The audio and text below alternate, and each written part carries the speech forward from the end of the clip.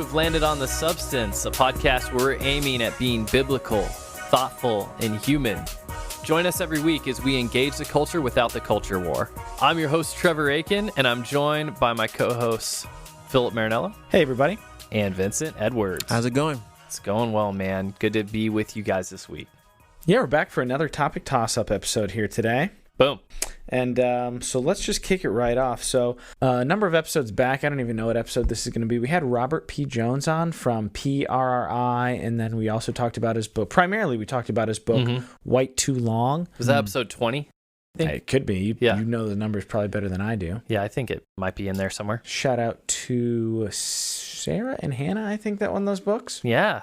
So we got some feedback on that episode. We got a decent amount of feedback on that episode. It was good, yeah. If you're listening to this and you haven't checked it out, you should check out that episode. It's solid. Definitely. So we got some feedback from listeners, and I'm going to read this. I'm going to paraphrase this because it was kind of long and running on. We were going back and forth, but basically, one of the things that Robbie brought up with us and also in his book was the idea of monuments, and specifically, he mentioned Southern Seminary and Boyce College.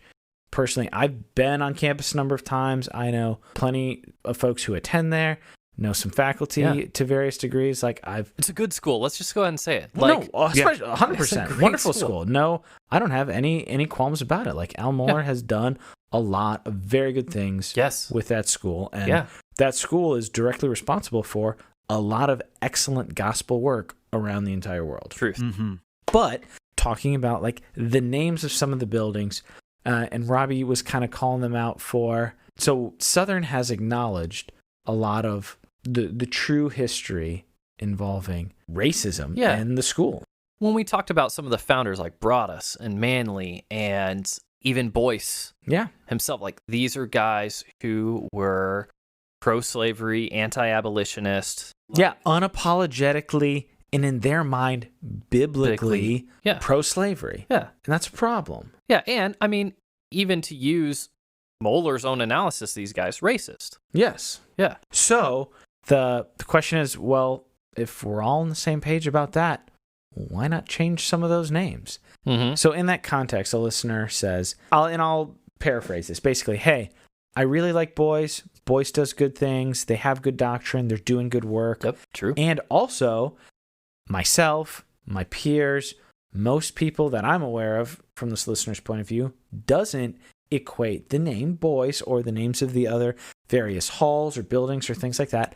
I don't think of the racist. So if you're saying let's change the name because of the racist, then the name Boyce means something good in a lot of people's minds. If you take that away, one, you're taking away all the good legacy of the work that it's done, and also you're kind of bringing the racism issue to the forefront when it doesn't need to be. So why don't we just leave it alone, is how I understand this question. Right. Yeah. And it's a good question. It's a good point too. Yes, sometimes things can be named after stuff that's bad that might not be front of mind, I guess, from certain people's point of view. To press the listener's question even further, lots of people did bad things. All the heroes of the faith, like David, was a murderer, etc. So at a certain point, you can't name anything after anything but Jesus. If everything is Jesus, if everything, I'm gonna a Jesus hamburger in my Jesus automobile. Yeah, and I'm gonna go back to Jesus Hall Baptist Church and Jesus College and Jesus Seminary. Yeah, no, it's exactly. So I think that's what, and it's not an unfair question. It's a good question. And that's why I brought it up. I think we should talk about that. So to push back on it, though, and this is actually something that Robbie brought up in his book that we didn't get a chance to talk about on the podcast, but Mohler himself, in assessing these founders and these men and racism, specifically in assessing racism, and you can go look up his article, he talks about racism. He says racism is a heresy. They took time and money and effort and energy. That's true. But even specifically, he says racism is a heresy. Yes. Yeah. Racism is a heresy. Now, then they did all this work with these guys, and they said these guys were racist. So if these guys were racist and racism a heresy, and Robbie brings this up in his book, then why do you have your school named after what you would deem as heretical doctrine, or at least, if that's too strong a term, But once again, that's Muller's term. Also not really bad theology. Like in love. A lot of people in the Southern Baptist denomination that we all love.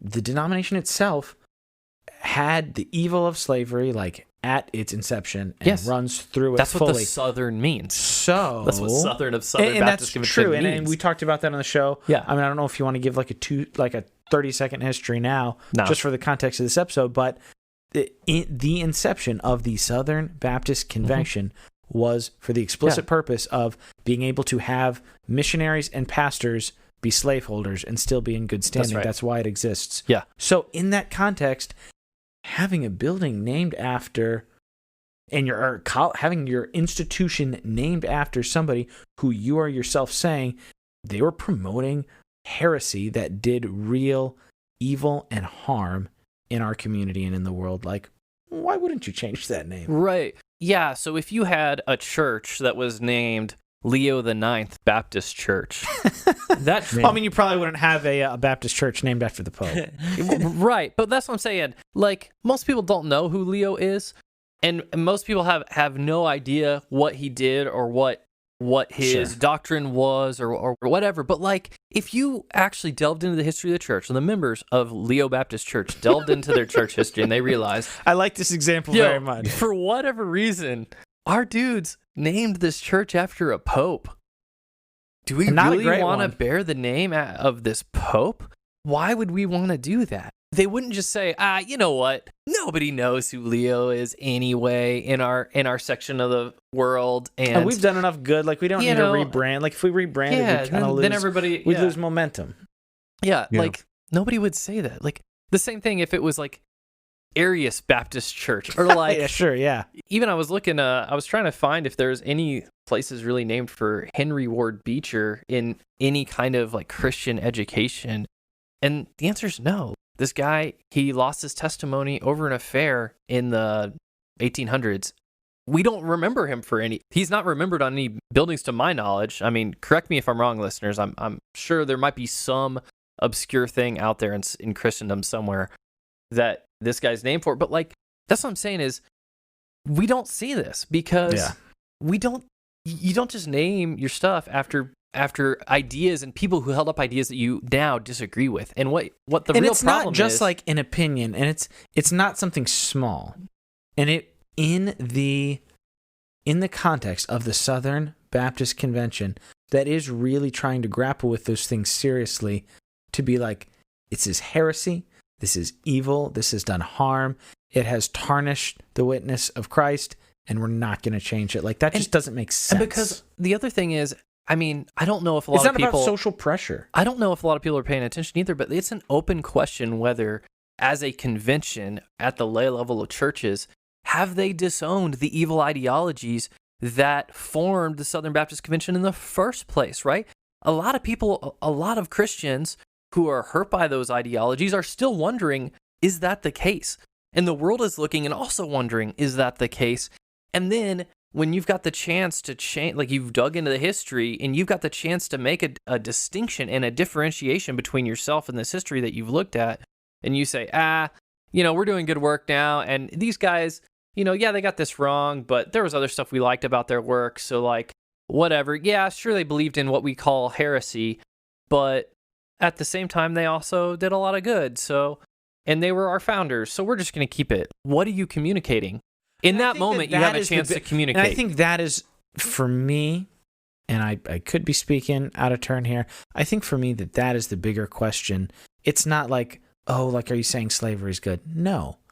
But what are you communicating to both? I mean, not both, like to a number. What are you communicating, one, to the world, which were to be salt and light in front of? One, what are you communicating to the church at large? And three, what are you communicating to the students who are passing through your institution, ostensibly to be instructed to go out and minister the gospel? That's right. And I also think about, why when we answer the question, what are we communicating, and we answer that question honestly, then we have to start asking, why are we trying to protect this particular thing so heavily? Because if we can communicate a better message, and we start to communicate that better message by changing some things like a name on a building or an institution or a college or whatever it may be, why is that objectively bad? Is it objectively bad? And if so, what does changing that communicate? You know, because we need to think deeper. If like you guys said, this is giving off a message, and that message, which it is, it is 100%, and that message is not one that we would say we want to be communicating every day, then we have to start asking more questions of what does it communicate it to change, and what are the consequences for letting this particular name on a hall or whatever, what does that cost, and why do we feel, at least initially, that it costs so much? And listener, feel free to respond to this, push back to this. From my point of view, I guess I would need to hear a good argument as to why it doesn't communicate these things. Because, again, if things were neutral, if we didn't have the history readily at hand, if they hadn't taken the time and the effort to really consider these things, and then if they hadn't gone, man, this is heresy, if they haven't been so strong at condemning it, like, okay, then maybe it's still bad, but it isn't actively communicating these things. Right. You are confronted with all of these things, and then your decision to not act, that does communicate something. Like, I would have to be, I don't know, I'd have to hear a really good argument as to why that doesn't communicate. I think the main argument people could make would just be to say, well, they were men of their time, so it's a minimization. It's not that big of a deal because they were just that was what it was in their time, which we dealt with on the Robert P. Jones episode. They weren't just men of their time. And then second, I think it's the assumption that it's really clear that we're not racist today. Like, we're not living out of that. And once again, like, both of those things, that's super not funny, but both of those things are questions and approaches to the issue that should be challenged. Yeah. You should think about whether or not that is actually the case. And I think when you look at that, then it becomes really clear what looks like to a lot of the watching world as hypocrisy, or just blatantly like, no, we own these guys. Their heritage is our heritage, and we're fine with that. Yeah, we don't mind continuing their line of thinking and honestly, theology. The world full of respect for Moeller and the work that they've actually done at Southern and Boyce. Truth. Like, it's kind of, it appears to me kind of at best hypocrisy. Kind of maybe weak-willed, like weak backbone. I don't know if I'd say that. Okay. But you can say that. No, so like, again, I'm kind of freestyling. Like, it seems kind of at best to be a bit thoughtless and hypocritical, and maybe lacking a bit of will and spine, a little ironically from the guy who wrote, was it Conviction to Lead? Yeah. Which is a wonderful book. Yeah. But then kind of at worst, like Trevor said, I don't think it is actually.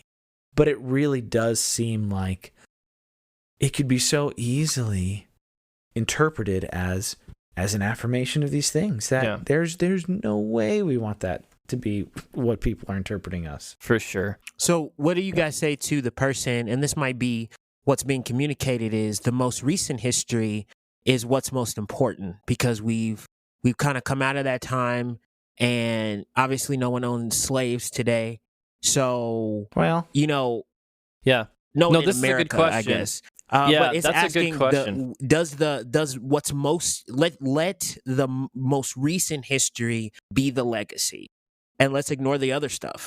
No, and I agree with that. But here's the problem: when you have a legacy, let's be totally clear, right? Like, interracial dating was not permitted at like fundamentalists and Baptist till the 90s. No, till the year 2000. To some the year of them were in 2000 for some of them. Jeepers. So let's just be very clear that this isn't like ancient history for this denomination, for one. Ooh, so like in the last 20 years, there were Christian colleges that were saying like, God, yeah. So that's where it's like, let's just be really real, that there is a evil ideology that has been present in and running through the practice of Christianity and faith and the teaching of it from the Southern Baptist denomination that the Southern Baptist denomination itself recognizes. Yes. Therefore, there is a need for repentance, which means turning around from it and moving and distancing yourself from it clearly. And so our present actions are what's on trial. That's the whole thing. This isn't about the past. This is about right now. And right now, you're deciding to own and connect to this sinful legacy That you yourself have said is heresy. rather than turn over a new leaf, right? So that's what I'm saying. Like, this isn't just about like, oh, let bygones be bygone, let the history be history. This is, how are you going to right now show that you are on a new path towards a more biblical and more faithful and more Christian approach to the practice of your faith than was true of your denomination for 200 years. And so when we fail to make that distinction, and when we try to pretend that these things really weren't that bad, or they just were men of their times, or whatever else, like, then we really are treating sin lightly. Yeah. And we're trying to heal the wounds of the people lightly. And Or like, just ignoring it and hope it just kind of heals itself. yeah, that's the thing. And honestly, I know it would be one thing if nobody was saying anything. right. You have, on this section, we don't just have the world to think about, which I think is important. Sure. Because we are called to be salt and light. And we are God's emissaries in this world, and how we act reflects on God. But we have people, we have brothers and sisters, we have our spiritual family going like, hey, Yeah. this hurts. Right. I was actively hurt Mm-hmm. in previous generations, and now your complicity in not making a clear statement, divulging yourself from this is hurting me now. Could you not hurt me, please? And go, no, like, we've had the name for a while, like, no big deal. Like, open to hear reasons, but it's hard. I don't see how that works. Yeah. Yeah. No, that's And- good. Quite honestly, we also have to think about the future, because what we're doing is going to be a point in history. What we're doing today is Yeah. going to be a point in history, and future generations will look back and say, this particular issue the church faced, how did they respond? 100%. And we should definitely consider that. Yeah. And speaking of considering how we should respond to issues, Segue. yeah, doing it. I wanted to kind of point out a pattern that I've noticed. And listener, you might see this too if you're on social media, but also on podcasts or even in sermons. There is a way that Christians approach ideas sometimes that I'm calling Christian worldview analysis. Yeah, like the discernment blogger kind of guy. Maybe Or you gal. like discernment stuff, but it happens in a lot of different spaces. So let me describe a little bit of what I'm getting at here. So like, basically, you'll have idea, and the Christian worldview analysis will say, now listen, we've got this idea out there in the world. We got to be cautious. So by saying that, they're already kind of accentuating this us versus them nature and also putting fear in the minds of their listeners.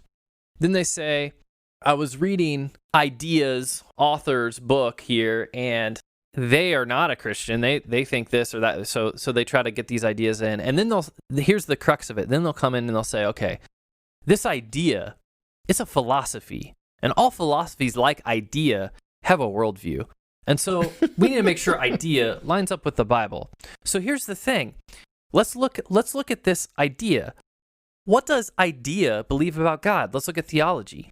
Let's look at anthropology. What does idea believe about man? What does idea believe about man's sin and the solution? And so they're trying to press this, whatever it is. It could be science, it could be a counseling thing, could be a philosophy, could be, honestly, just about anything, like just a historical interpretation, a sociological interpretation. We'll get to those later. You could take any idea, and I see what is essentially a bad faith interaction with stuff in the world, basically trying to force it into this theological grid. And then when it doesn't answer those questions that they're forcing this idea to answer about theology, then they fill in the gaps from Fear, what can we yeah, think this sure. person's theology was based on the author or based on people popularly who espouse this idea or things like that, rather than than actually engaging with the idea itself. You guys seen this kind of thing happen? What are some of the problems you've seen or things like that where you've seen that happen? Well, it strips away the believer of having an honest conversation and engaging whatever the idea is.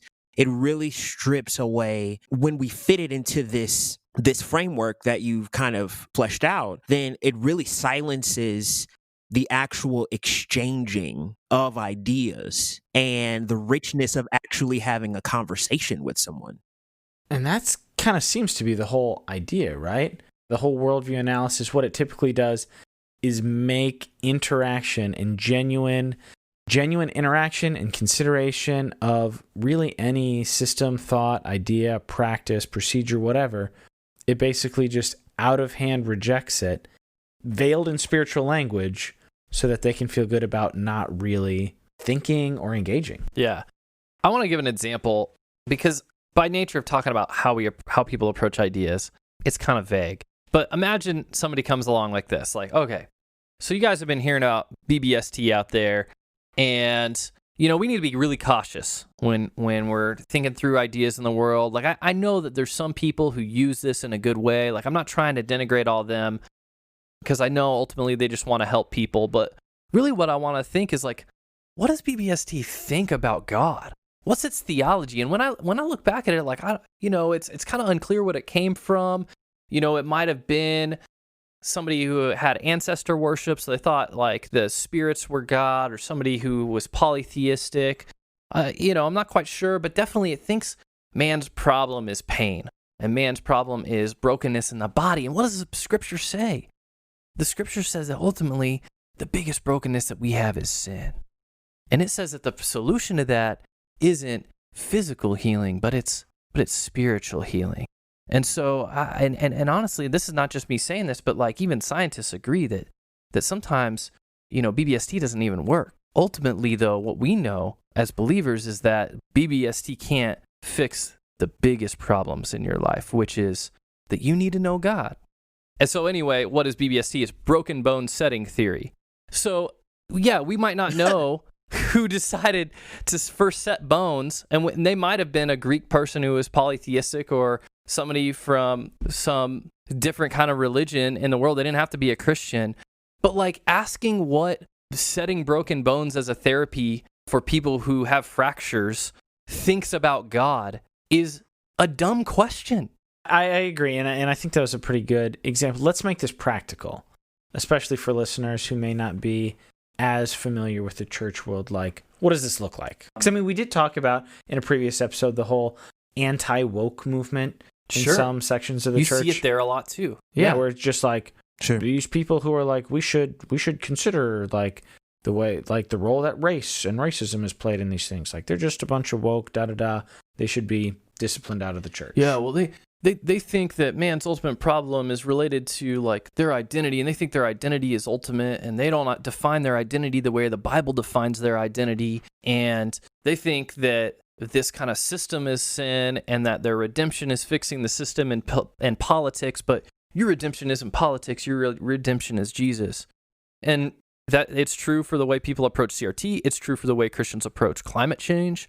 Oh, well, the Bible says that God is going to be the one who destroys the world in the end, and they've got to set up their own gospel of like, the problem is this global catastrophe, and salvation is being green, and all this kind of stuff. And like, all of this is bad faith interaction. And it's really bad faith excuses in order to not interact. Yeah, it's not listening. Also, a lot of times it is using the genetic fallacy, right? So it's like, you're asking questions of a system that it's not intended to answer. Like the people who would author some of these things, you hear something that Christians say about like, well, this is what they're saying about God. They would be like, really? I didn't know I was saying that. Like, I was actually just trying to describe this historical idea. Yeah, I'm not saying that. And so it's a fact, like we're importing our own stuff. It really doesn't engage in it. And so to the Christians in the audience, I wanted to point out too that like, this is unbiblical. clearly, one, it fails to actually listen, which Proverbs 18:13 says that the fool is a person who talks first without listening. Yeah, it lacks humility. It lacks reasonableness. Yeah, it is. It doesn't listen at all. It's not winsome, right? Colossians 4:6. And I know a lot of people like to throw out winsome. They're like, well, all these other things, like, we don't need to be as winsome isn't the most important thing, but can we be looked at by the world and go like, oh, that is an admirable person? Like, if we're just banging our fists on our digital stands and podiums and just cursing out everything that we personally don't like, and in many cases because we haven't taken the time to understand it. But even if we've done a bit of a study to broadly caricaturize something, and like you said, Trevor, the most egregious part of the worldview analysis framework, method is the people who do that is, they don't address systems, ideas, or what have you in the context that those systems and ideas are meant to function. Right. They pull them out, put them in a different function, go, it fails A, B, and C test in this function. It's like, well, who cares? Wasn't designed to pass those tests. That's not what that's supposed to do. Or you answer see that, those like, questions. Like biblical counseling and stuff like that, too. Sure. And there is a way to have a Christian worldview without it being so intense. Right. In the way of basically saying, because ultimately it gets to a point where all we're trying to do is win an argument. Right. That's really all it is. It's just culminated to a point. I've studied this, and I'll be honest, when I first got into apologetics, that's how I was studying it. I wasn't studying apologetics in a way where, how do I teach people how to defend the faith, or contend for the faith, or, actually be able to articulate what you believe and how you believe it and why you believe it. It wasn't that. It was saying, okay, what are the points that they typically say? How do I make it fit into the Christian worldview? And how do I win this argument every single time? And how do I destroy them? Yeah. Exactly. Right. And so I'm conditioning almost myself to do it in a way that dishonors the person, could very well lose a brother or sister in Christ, but I won the argument. Yeah. Well, and a lot of times these arguments are not, like Trevor said, like we've already said, a lot of times these aren't arguments, they're monologues. Right. Because they're really bad straw men or just completely missing the point. They're not arguments that are being engaged in and won or lost. Because if you're in a discussion, the other person would just be like, I don't think that. Yeah, they're just monologues. So this, I wasn't sure if we're going to bring this up or not. So Justin Gibney from the AND campaign, I saw this tweet earlier today. Do you know what's more effective than creating statements condemning critical race theory, which if you're in the conservative, Christian, evangelical world, a lot of followers by making those kind of statements. Yeah, today. You can see the popularity and in some cases the formal organization of folks condemning it. It says, you know what's more effective than creating statements that condemn critical race theory? Actually dismantling racism, so CRT is obsolete. And then the tag at the end, evangelicals still can't see that their lack of credibility on racial justice lends credence to the things that they condemn. That's right. Meaning, when you're not genuinely engaging in the real ideas with folks, and you're just standing behind your podium physically or digitally, you're hard to listen to. Well, yeah, your arguments and the things you're saying about Christ and his way of life and how he should be followed, people aren't going to engage in that because you don't listen to me. Why would I listen to you? And if you're not, quote unquote, like if you're not getting your hands dirty, if you're not like, hey, how can we fix these problems? If you only want to talk about ideas if you only want to talk about ideas and you only want to talk about them from your point of view, nobody should listen to you. Yeah. Because ultimately, the way that this Christian worldview analysis approaches ideas is in a way that doesn't actually engage the merits or the ideas themselves. Like none of the actual truth claims that are being made. Like, I listened to a whole 30-minute thing of this example of this kind of thing happening. At the end of it, I remember that. At the end of it, Oof. I didn't know a thing about the idea that they had just debunked, except I should be afraid of it as a Christian, and Sure. it doesn't have an orthodox view of God. I don't think I can explain it, but When I we know were it's talking bad. about a therapy. Well, and then, yeah, it's utilizing. Of course, it doesn't have an orthodox view of God, because I'm pretty sure the person who wrote it wasn't Christian. Like, how or is that trying interesting? to answer questions about Like, God. how is that analysis interesting? No, it's not. If you're trying to answer questions about history, sociology, medicine, economy, you're not trying to answer questions about God. You're Right. trying to answer questions about the field you're trying to answer questions in. Right. And it's not that the Bible doesn't have things to say about that. Of course it does. But we also have things to learn. God's truth is ultimate truth, but it's not the only truth that exists in the world. There is knowledge that exists in the world. It is the only absolute knowable truth. Yes. But it doesn't mean it's the only true thing that God created the world.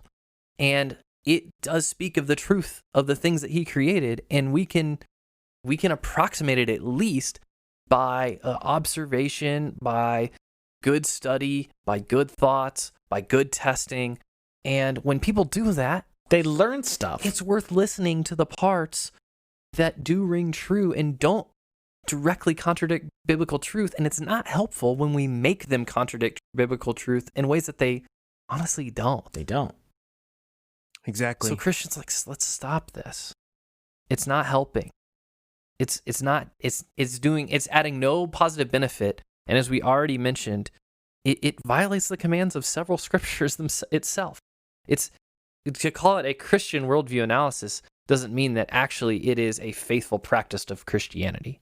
Right. Or an actual worldview analysis. It's saying Right. how you're talking to people, you're fitting them into this, or you're fitting the ideas that you discuss into this framework, and it's almost like the only filter you have, and it's the only Right. way that you will be heard, Yes. and it's the only way that you're going to listen is if it fits in this mode. And it's just like, sir, ma'am, you are robbing yourself of rich conversations. Yes. You're robbing yourself of that. And if you have any sort of platform of influence, you're hurting the people who are listening. Yeah. You're leading them astray, and you're going to answer for that. Yep. It's Yeah. the old when all you have is a hammer, everything looks like a nail problem, for sure. Yeah. So Vince, I like that. I thought you were going to segue into our final topic there on that last one. Yeah. Well, I mean, it's right on par. I feel like we're all talking about the same thing tonight, but I wanted to talk about social media arguments. I know that we have all seen it, and we've already to a point addressed What are you talking this. about, Vince? Social media is Nobody it's a Christians digital don't argue. utopia. Yeah. Christians are always peaceful online. Thank God for Facebook and Twitter and Yeah. Parler, am I right? Oh. Oh, I love that. That could maybe be an outtake. Oh no, No, That is that's good. live audio. that is not- good. They're not going to wait to the end for that. Go one. ahead, Vince. Sorry. no, that's good. So I think to some point, if you have a Facebook, Twitter, Instagram, whatever, Delete it. You Parler. have engaged or seen others engage in arguing. You've seen it to some degree. What I particularly want to talk about is the existence of this between Christians, especially like on Christian groups, where these arguments are what I would say super unloving. I mean, just brutal, basically. It's almost a battleground virtually. Yeah. People getting brave behind the keyboard, huh? Oh, yeah. It's what I call it is this pseudo confidence behind the screen. Because I've felt it before. I haven't always been a Christian. And even Because after that, you're all good, right? Yeah, exactly. I've even had my moments where I'm just like, yeah, I think I need to shred this dude. And Lord forgive me. But we run into this issue, and it's bothered me to the point where I've had to kind of like even leave groups because it's so messy, and I scratch my head like, but we all say we love Jesus. Why is this happening? And How are we treating each other like this? yeah, why are we treating each other like this? And so I asked that question, why is this happening? Especially when we say we know the God of love. And immediately when you start saying that, people start to push back. And the biggest pushback that I've heard, if somebody starts to mention love or that God is love or we know the God of love. This is like something you would do in real time, like in a group or on Facebook or Twitter or what have you? Yeah, somebody would be in the comments and they're seeing, two people or 3 or 4 people going at each other, and somebody would interject, and it's like, yo, we know the God of love. Like, why are you guys doing this? Or, drop scripture about love. And the biggest argumentation, there's a lot of them. One of the biggest that I've seen is the church has adopted a very worldly definition of love. And so love has been too accentuated on. And so now we need to be truthful. What the focus is we need to tell the truth rather than all this love. We need to be truthful. And this pursuit of truth has been any love has been stripped away from it. And so that seems to be what's one of the points of motivation for a lot of people to feel the freedom to argue with somebody in a very vicious way, is because I'm defending the truth. Is this something you see a lot or in certain circumstances? I can't say that I've seen this. Well, I used to see it a lot because I mean, you're big into apologetics, right? Like you get in a lot of those nitty gritty groups where it's like doctrine. Armchair theologians are going at it. People are trying to and I feel like a lot of that too is like trying to prove your intellectual prowess in those kind of ways. So there's definitely a lot of pride that comes into there. Right. And I feel what you're saying, correct me if I'm wrong, but it sounds like what people are saying is like two people are going at it. Someone's like, yo, God is love. And then like, it's like, yo, bro, like you're being vague, or like your idea of love is vague. And like, as a church, we have a more precise idea of love, and we need truth as well. Like, is it that kind of attitude? It was just in this particular group where for whatever reason, someone would post something, and at minimum, you'd get 70 or so comments, and nobody's agreeing with anybody. So one time I did comment. I was the commenter. I said, hey guys, let's love. Yeah, I was just like, John 13:35. People know that we're Christ's disciples if we have love for one another. And someone came in and said, you know what? These issues are important and we need to argue about it. And it's like, okay, but like that though? Like that's how you want to argue. And I often hear all kinds of different justifications because I've seen it escalate all the way to the point where they're like cursing each other out. And that's not super those common. Are private Facebook groups, right? If that's the case. Yeah. And quite honestly, it just gets to a point where, like you said, Trev, I think it's just pride, quite honestly, because again, like we talked about in the last topic, you get this idea of studying a lot of different things on different websites and YouTube and different apps and such. And you learn how to argue. You get this information to learn how to argue. And so pride is really, really, really bolstered within a person's heart. Yeah. And I want to add something to that too, if I could. Sure. I'm sorry to jump in, but not just pride. But here's the thing: when you're hyped up on theology already, which go for it. But second, then when you are interacting with people at a distance. We've talked about this before. God created us body and soul. And our bodies have a location. They have a defined place. And when people go online, your body doesn't go all the places your ideas go. It is essentially disembodied communication. Yes. And when that happens, it is easy to forget. Right? So like that guy who said, like, we need to argue about these ideas, right? So people have forgotten, it seems like, and as Christians, we haven't really been critical enough on ourselves and how these mediums affect us. But people forget interacting with science, Trevor. That people forget that that's a real human person over there. That person has a mom and dad. That person has friends. That person has feelings. That person has loves. That person has people that care about them, and like they matter. They matter to God. God created them and all of who they are. And even though we disagree with this idea, they are not this idea. That's exactly what I was going to say. They are the person. People are more than their bad takes. Yeah.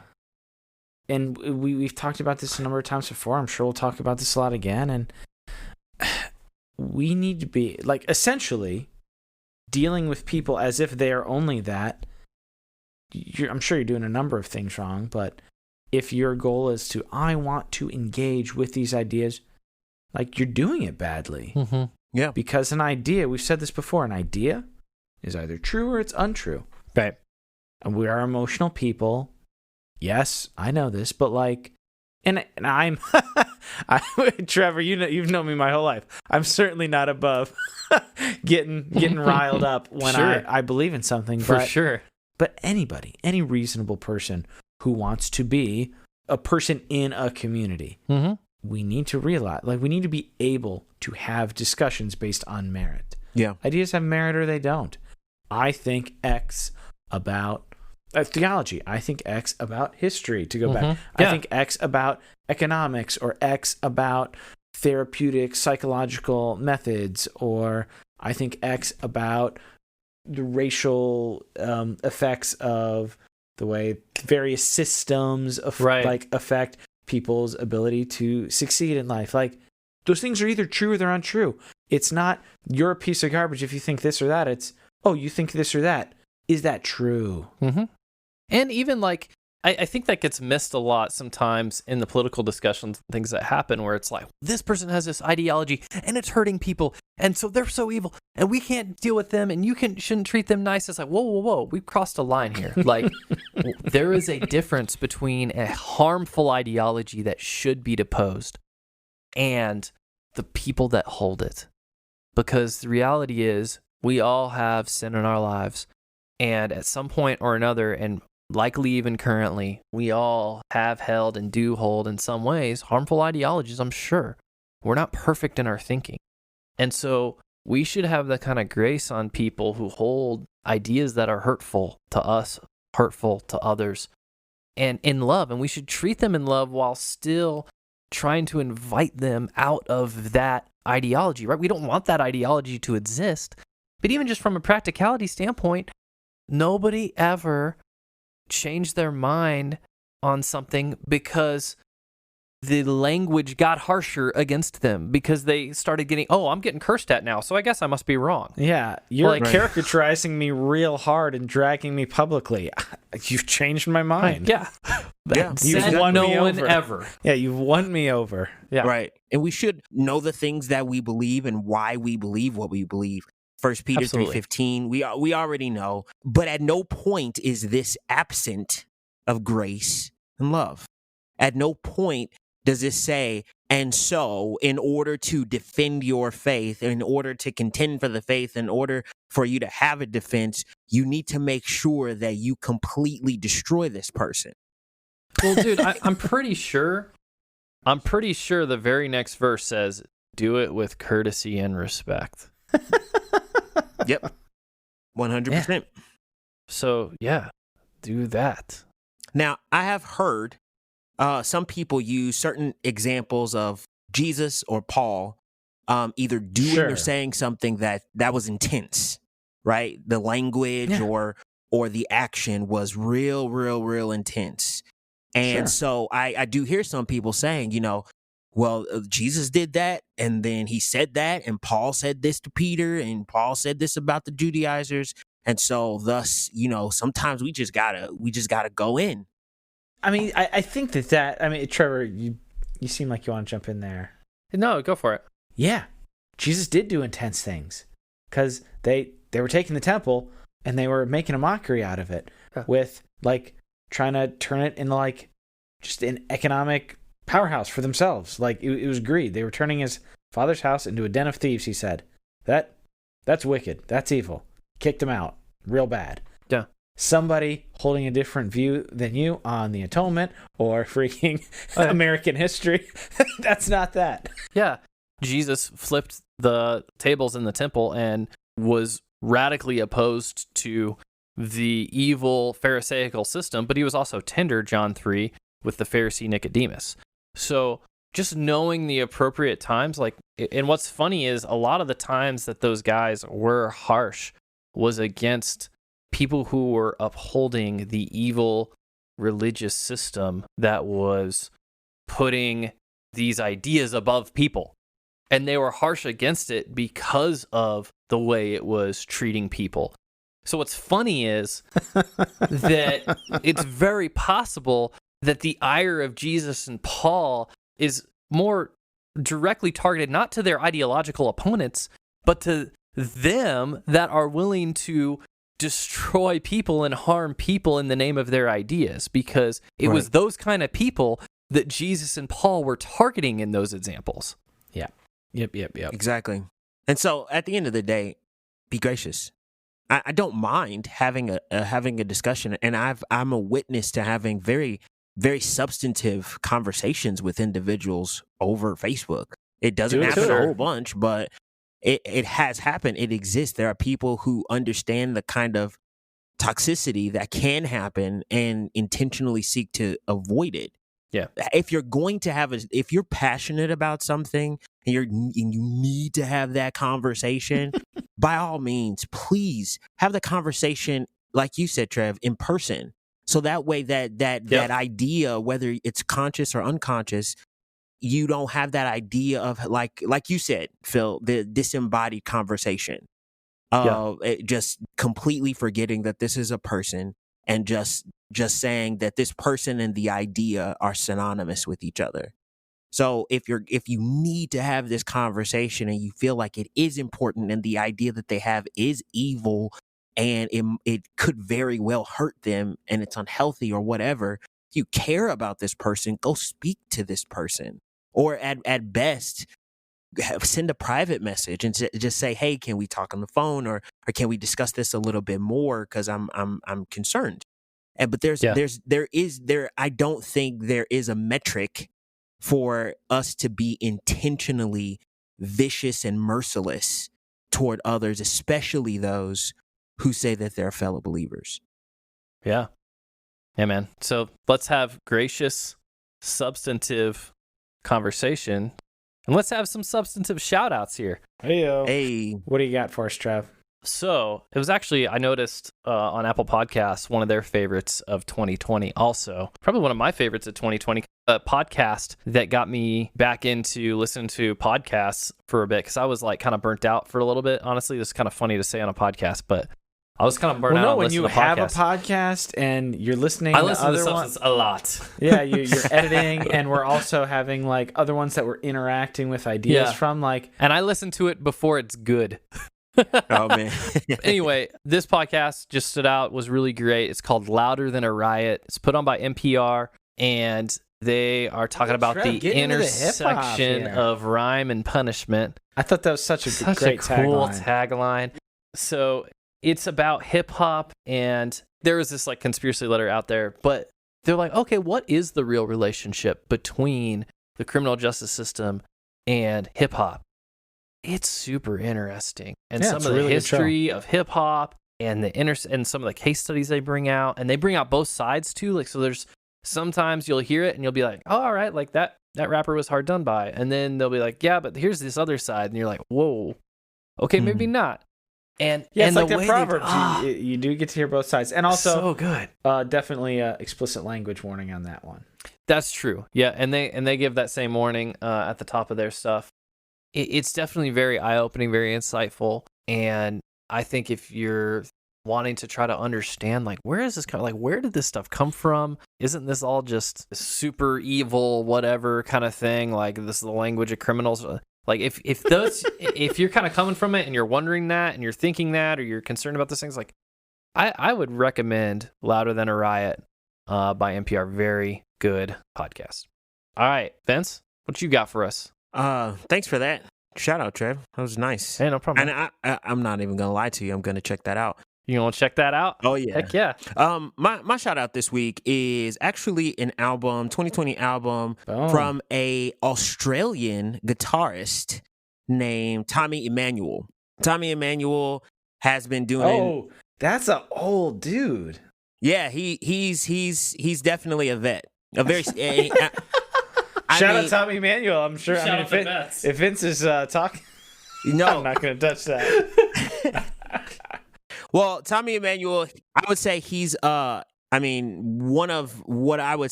best guitarists that I've heard. And he has a 2020 album, like I said, Best of TommySongs. And it's just really, really good guitar playing. My favorite is his song, It's Never Too Late. It's his number one song. And if you are a person who just likes good music, then I think you're going to enjoy, his ability to be able to play the guitar in such a unique way. Like another famous one that he has is Classic Gas. And it's almost weird how well he plays the guitar. But is the album called Best of TommySongs? Yeah, Best of TommySongs. Is it instrumental music? It's just instrumental music, no lyrics. It's just a really, really good. And he's accompanied by other instruments depending on the song. But most of the time, it's just guitar. And it's really good. If you're just looking for some good background music, quite honestly, as you do chores around the house, or if you're a music person like me and you want to actually sit and listen to what he's doing, either way, I think you'll enjoy it. Thanks, Vince. Keeping us well-rounded. All right, Phil, what you got for us for Substance Shoutouts, man? So I was thinking about doing one that was a little more on the heavier side, but since we had a whole episode that was pretty heavy, idea heavy, I thought I'd switch it up here. I don't watch a lot of YouTube proper. Like, I spend time on YouTube. I listen to music on YouTube. I got a couple things that I like. But about a year ago, I started watching The Burger Show on First We Feast. Pretty fun. And then in between the last couple seasons, they did these thing called the Burger Scholar Sessions with George Motes. And I love it. And it's dope. It's not... I guess in its own way, like, God create... We talked about that. We are embodied. Yes, it's about burgers. The American hamburger. You're making me hungry. Dude, you should watch it on this big, beautiful screen. And you will. It's incredible. I've begun my journey at getting good at burgers. And he's got a book, The Great American Burger Book, also available on Hoopla. Hoopla, hit us up. So I started reading that. It's wonderful. We talked about God created so many things to be enjoyed. Great. And the American hamburger is a very beautiful thing, and there's a lot more varieties than I ever thought of. So I really enjoyed watching that, learning about that, and beginning to dabble in creating and enjoying more of that on my own. Nice. Or knowing what to look for in a good burger restaurant. All right. So shout out to Burger Scholar Sessions and George Motes. Yeah. And shout out to lunchtime or dinner time for anybody who's listening to us around the meantime, and now you're hungry for a burger. Dude, if you watch that crap, you will want to eat. Like, shout out to everybody who's intermittently fasting and really hates us right now. Every time I watch that, I'm like, I want to go to Shake Shack right now. Oh my goodness. All right. Well, guys, we hope this episode has been encouraging for you guys and has caused you to think, maybe think differently about some of these different topics we've talked about. So we've tossed up. Yeah, we've tossed up these topics that we talked about. Think about them. So if you are inspired by this, we would love for you guys to tell a friend and talk about the things that you've been thinking about. And when you do, tag the substance. And we appreciate everyone that does that. Genuinely, the way our show has grown the most, and the way any podcast that grows the most that doesn't have like a big celebrity as a part of it, is people telling other people. So anytime you share, what have you, tell somebody, hey, you should check out The Substance. We appreciate everybody that does that. Thank you. Absolutely. And if anyone wants to contact the show, there's two primary ways you can do that. One is email, thesubstancepod@gmail.com. If at any point you felt like we could either go more into a particular subject, or maybe you thought we got something wrong, we love that kind of feedback. And if you have a lot to say, then just go ahead and send it to us via our email. If you possibly want to be on the show, you could give us a call. We actually have a phone line, and that's at 913-703-3883.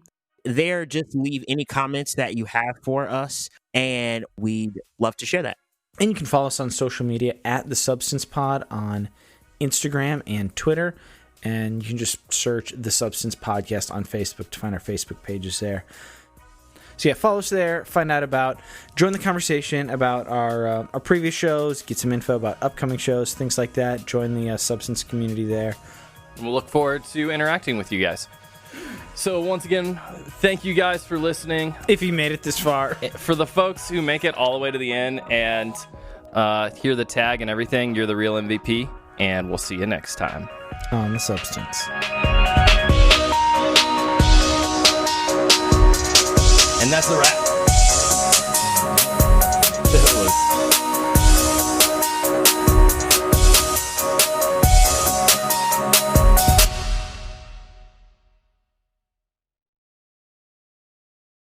(703-7883). I messed that up. It's 3883. Sorry about that. Yeah, it is. Yeah, give it another go. Yeah, hit that from the top. The other way you can contact us Vince, don't mess up. Wait, I'm sorry. No. I don't know what came over me on that one. I apologize. What happened? I was just being that a tool. one time when you just poured water. But you're actually laughing this time. That was a terrible decision. Oh no! Just stomped right on his thing. Sorry. Oh man, That was probably going to be the best take right there. Yeah. Dang. Yep. Now it's gone. Now it's all. Yep. Can't catch lightning in a bottle, man. All right. Another way to contact us is by phone. We actually have. No, just keep going. Just keep going. Wait, what's happening right now? We're just laughing away from the mic. Oh, is it away from the mic? Because I can definitely hear it.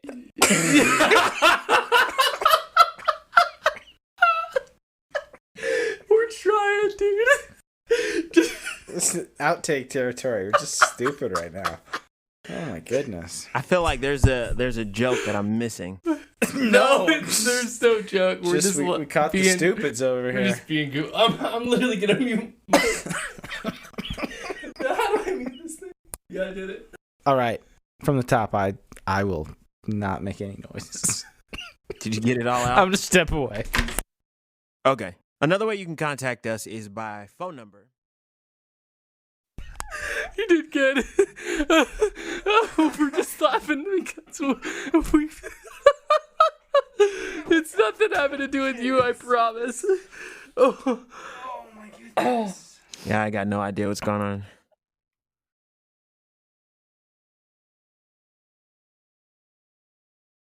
No, this is more like the time after school where me and him were just hanging out, and one of us just started laughing. Like, there was no joke. There was nothing. That's when we got out of detention, right? Yeah.